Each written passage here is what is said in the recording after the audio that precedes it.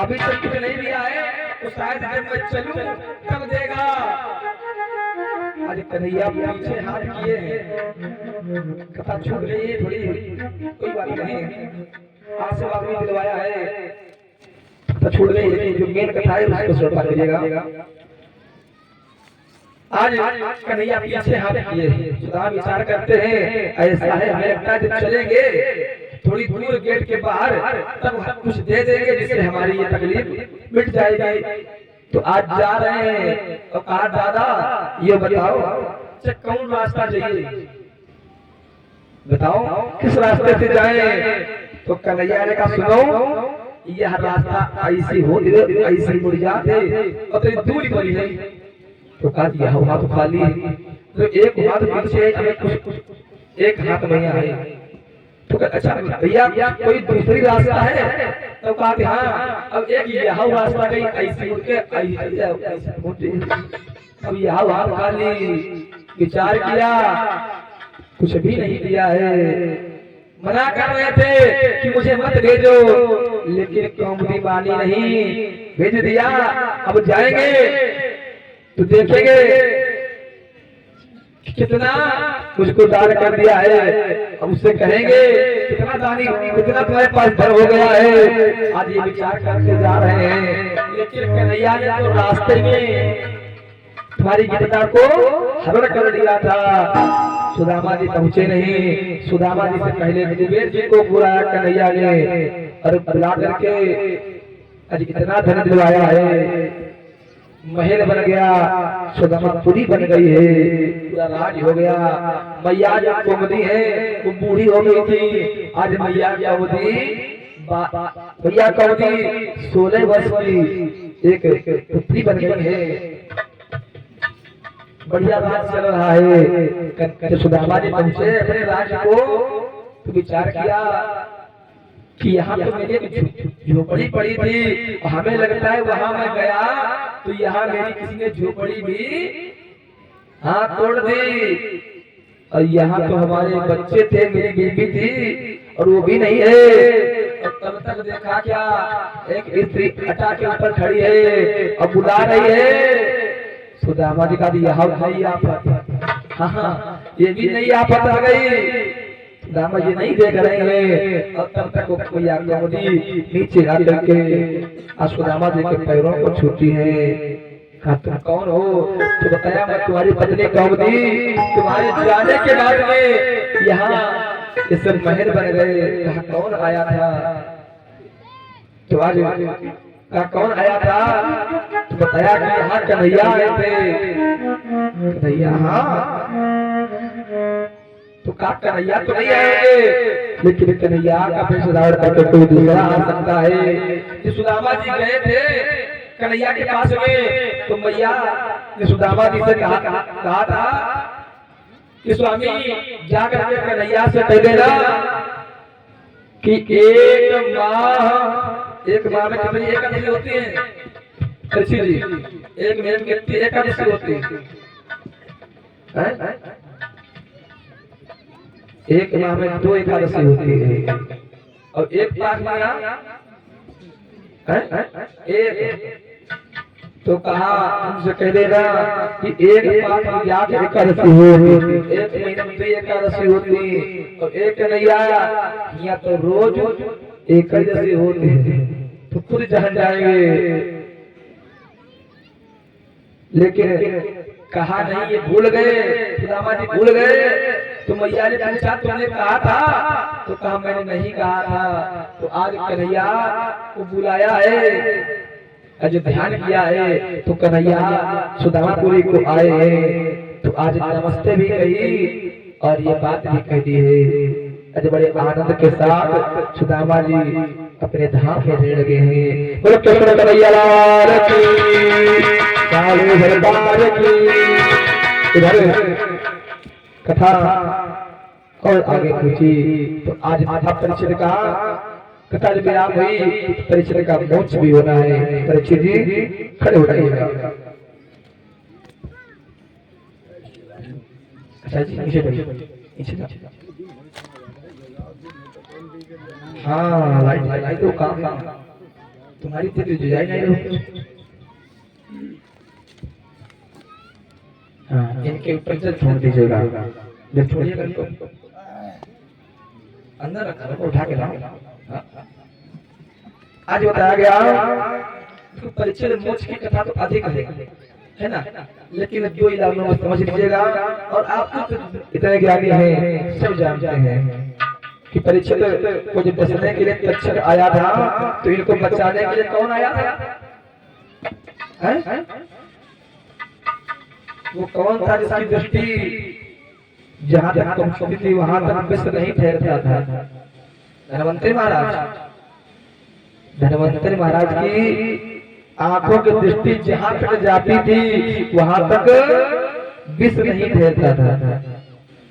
तो धनवंतरी महाराज को बचाने के लिए आए और तक्षक जीवित हो गया अगले रोज। अब वो बचने के लिए जा रहा है। तक्षक की मुलाकात महाराज धनवंतरी से रास्ते में हो जाती है। तक्षक ने पूछा तुम कहाँ जा रहे हो? तो धनवंतरी ने कहा मैं परीक्षित को बचाने के लिए जा रहा हूँ। और धनवंतरी ने पूछा तुम कहाँ जा रहे हो? तो तक्षक ने कहा मैं बचने के लिए जा रहा हूँ। तो कहा अच्छा तुम दस लोगे? तो कहा तो कहा कितना विष है? कहा हमारा करता हुआ बचता नहीं है। तो कहा मैं बचाने जा रहा हूँ। कहा तुम बचा लोगे? कहा तुम बचा लोगे? कहा बचा लेंगे। अरे क्या हुआ? तो कहा चलो अच्छा परीक्षा हो जाए। कहा परीक्षा हो जाए। तो आप तक्षक ने क्या किया? एक पेड़ के ऊपर जैसे ही पुरस्कार लगाई तो पेड़ जल करके राख हो गया। और जैसे तक्षक जैसे ही धनवंतरी महाराज ने देखा तो पेड़ फिर से हरा भरा हो गया। अब तो विश्वास हो गया कि हाँ पर बच जाएंगे। तो धनवंतरी आगे चले हैं, आगे जाकर चले आगे पहुंचे। अब इधर तक्षक आगे जाकर के एक बेत बन गया है, बड़ा सुंदर बेत। तक्षक बेत बन गया। धनवंतरी महाराज जा रहे हैं तो तक्षक बेत बना रास्ते में पड़ा है। धनवंतरी जी ने उठा लिया, बड़ा सुंदर बेत है, उसको पीठी में टांग लिया और टांग के चले। और तभी तक्षक ने धनवंतरी की पीठ में काट लिया है। अब पीठ पर आंख की दृष्टि जाती नहीं है। धनवंतरी का काम तमाम हो गया। आरती नहीं चलाना अभी कथा बहुत है। इधर आज तक्षक चल देता है। कहाँ पहुंचा? तक्षक पहुंचा परीक्षित जी के पास में। परीक्षित जी के पास रखे थे पुष्प।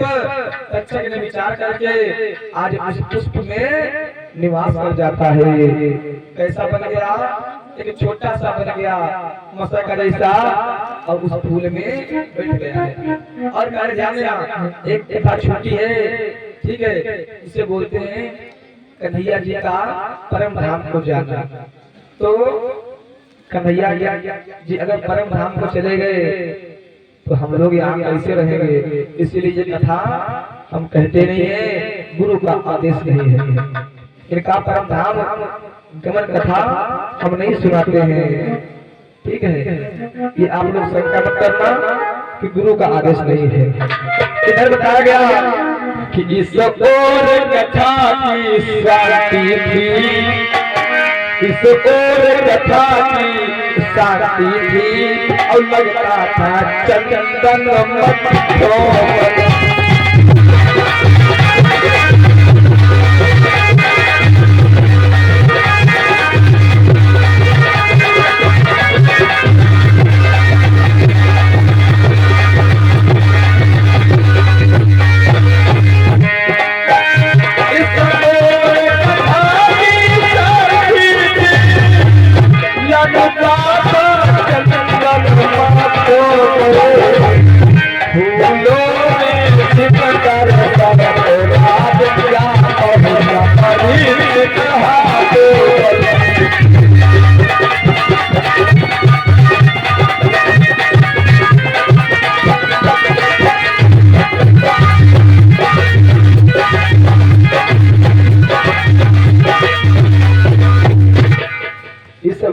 रेखा की शांति थी, चंदन लगता था मथों पर, फूलों में छिपकर शरद राग जा पहुंचा परीक्षित हाथों पर।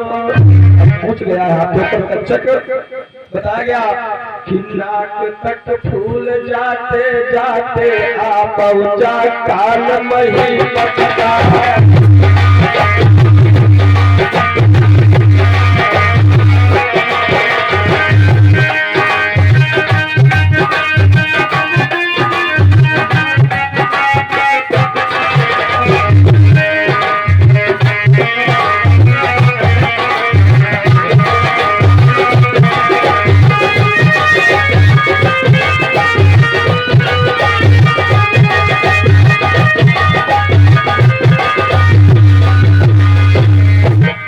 नाक तक फूल जाते जाते आ पहुंचा काल महीपति का, और तक्षक द्वारा बेहात हुआ कि वही तत्काल महीपति का।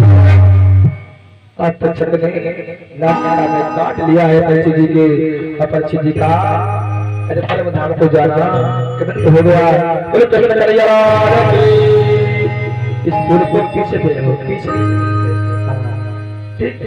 अब उस स्थान को छोड़ करके कहीं दूसरी जगह बैठ जाओ और पीछे बैठ जाओ, पीछे उस गद्दे पर नहीं बैठना है, उस गद्दे को छोड़ दो। हाँ, इस प्रकार से प्रसिद्धि का परम धाम को अमृत हुआ। आया विमान, बैठ गए परीक्षित, परम धाम को चले गए। इधर अच्छा ये बताओ, परीक्षित जी के नासिका में तक्षक ने क्यों काटा? जब फूल हाथों में था तो हाथों में काटना चाहिए था, लेकिन नासिका में क्यों काट लिया?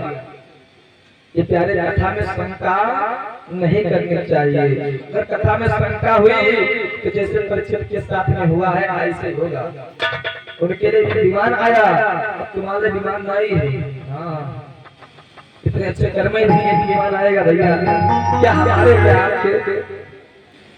तो शंका इनको हुई, तो शंका कथा सुन करके पूरा शरीर वज्र का हो गया था, पूरा शरीर वज्र का हो गया था। लेकिन कथा में शंका की है, बताया था सुखदेव जी ने परीक्षित जी से, परीक्षित जी तुम्हारे बाबा भीम इतने बलवान थे कि 10,000 हाथियों को उठा करके इसे और फेंक दिया आकाश मार्ग में, तो ऊपर चले गए तो आजम लौट के नहीं आए।